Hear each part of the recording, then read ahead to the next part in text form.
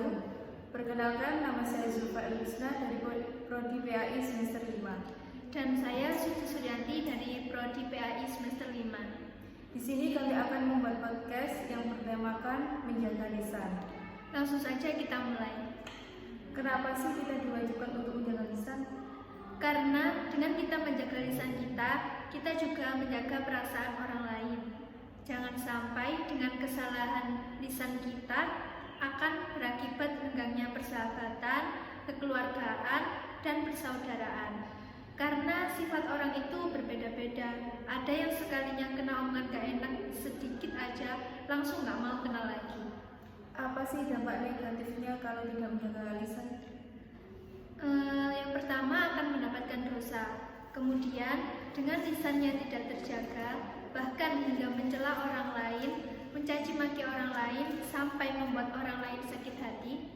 Akibatnya, pahala dari setiap amal baik yang kita lakukan dapat sirna dan justru akan diberikan Allah pada orang yang kita sakiti karena lisan kita tadi. Lalu bagaimana cara menjaga lisan ketika berbicara dengan orang supaya tidak gibah?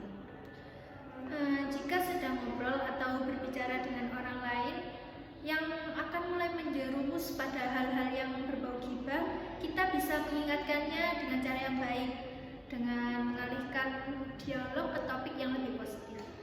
Kemudian bagaimana Islam memandang pentingnya menjaga lisan?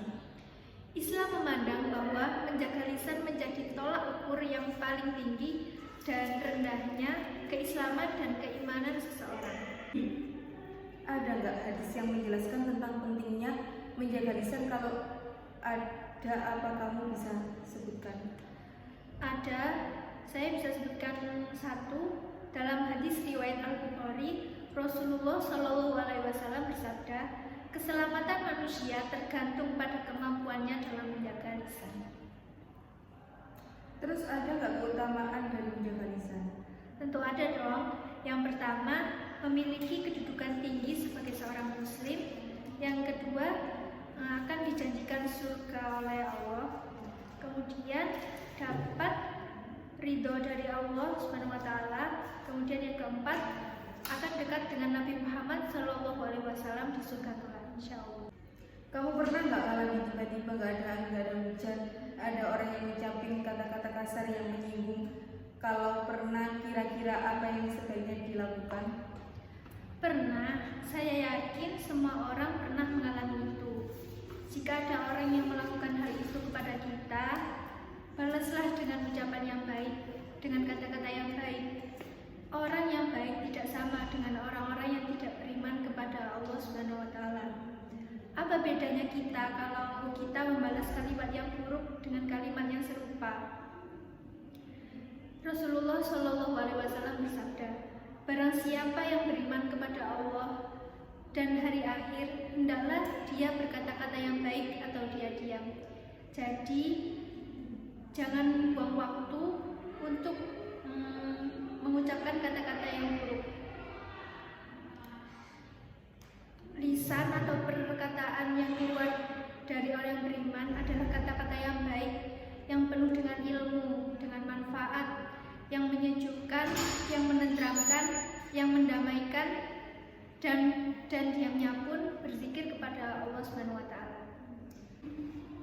Ada nggak pesan buat yang lagi nonton video ini? Betapa pentingnya menjaga lisan. Sungguh jagalah perkataanmu.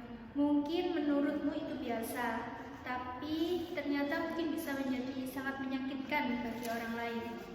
Dan kamu tidak tahu bagaimana cara mendapatkan maaf dari orang yang telah kamu sakiti. Dan itu akan menyusahkan kamu nanti di akhirat. Mungkin dia bisa memaafkanmu, tapi apakah kamu tahu bahwasanya sebelumnya dia sudah mengadu kepada Allah SWT karena sakit hatinya akibat perkataanmu? Maka sebaiknya jagalah lisanmu, jagalah perkataanmu. Sekian dari kami. Wassalamualaikum warahmatullahi wabarakatuh.